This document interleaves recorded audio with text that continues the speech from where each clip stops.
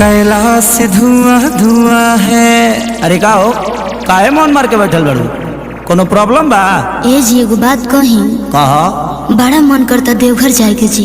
तब देखी न बाबा कई दिन से सपना में आवतनी आ अपना नगरी में बुलावतनी। सपना तो हम देखते हैं, लेकिन क्या करी, पैसे नहीं खरे।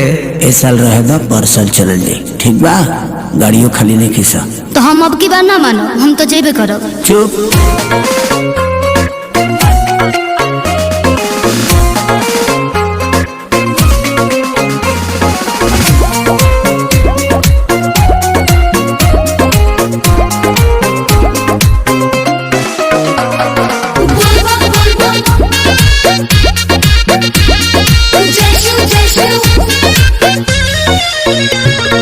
गाड़ी रिजर्व नहीं मिला जान, असो भारत छोड़ा जाने कर परेशान। ए हो, हर साल चल जाए, छोड़ दादा हम ना जाए छोड़। अरे गाड़ी रिजर्व नहीं मिला जान, असो भारत छोड़ा जाने कर परेशान।